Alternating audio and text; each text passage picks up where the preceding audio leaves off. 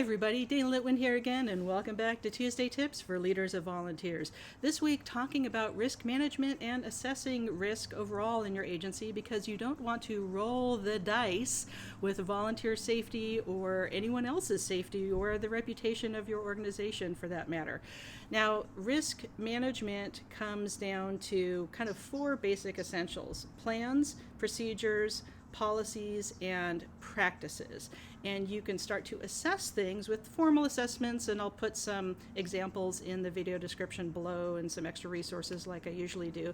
But you can also think about risks as being high, medium, or low. And for all the volunteers in your organization, not every volunteer role, hopefully, is just in one category or the other. And you want to, as much as possible, customize the policies and, background checks or what you're doing for risk management or mitigation to match the specific role of the volunteer, and have that be a fair and equitable practice and consistent practice that's clearly communicated for everybody to understand.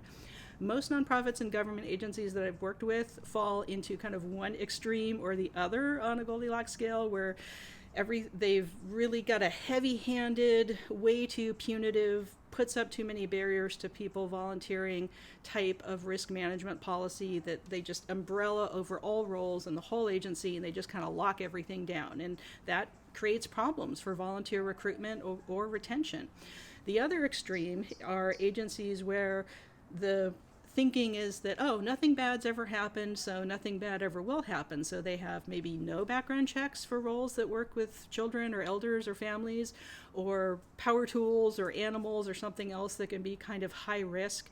And then there are other agencies, specifically in the US here in healthcare, that are tightly regulated, that you cannot slip out of compliance with anything, or you and the organization and the volunteer are in really serious trouble. So for whatever kind of sector, industry you're in, you want to find the Goldilocks zone for each volunteer role, and maybe even down to each task, to have proper training and understanding of the risks involved, and also safety procedures and emergency response procedures that are communicated to everybody in the organization, including clients, on what to happen if there's an incident, an injury to a volunteer or someone else, property damage, fire, crime, like whatever can happen. Make sure that you have a written policy that covers that as well.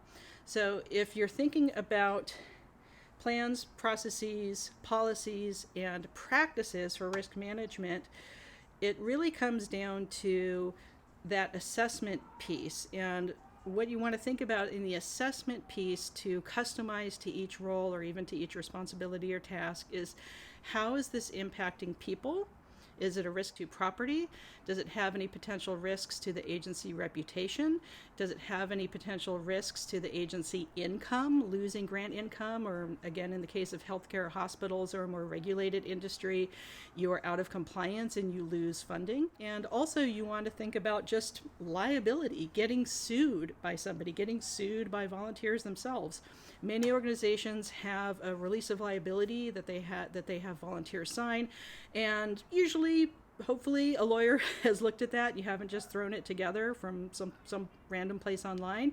But again, you want things to be as customized as possible per volunteer job description, role, task, responsibility, so that the risk assessment and management really matches what that person is doing in that role from day to day and what the real risks are. I'll put a sample of a workplace safety checklist down below as well, and that has questions like, are supervisors responsible if a volunteer injures themselves or others or somebody else? Is a workplace actually safe where a volunteer is working if they're not working remotely from home? Are there trip hazards? Are there fall hazards? Is there a possibility of fire? Is there security or possibility of crime?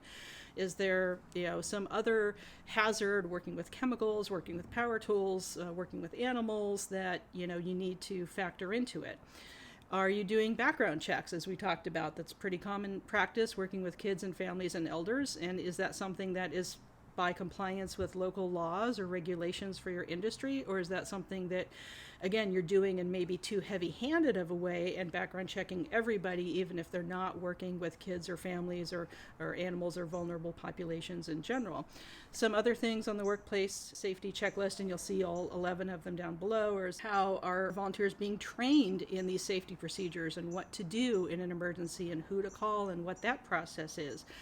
Are you being fair with what kind of information you're gathering from volunteers? You want to make sure for their privacy protection and that sense of trust with the agency that you're only gathering strictly necessary data or personal information from them, including in a background check. A lot of people are very worried about identity theft or data misuse. That's a really common thing in today's world. So I'll have many, many more resources down below for you to look into, but definitely check out the checklist, samples of risk assessments, how to do mitigation, and make your decisions on what is high risk, low risk, or medium risk for your agency. I hope you enjoy these Tuesday tips. If you're not yet subscribed, please hit that button, join the Cool Kids Club, and like this video and share it with your colleagues if you got some value out of it and you enjoyed it. And we'll see you next week with more Tuesday tips. Take care.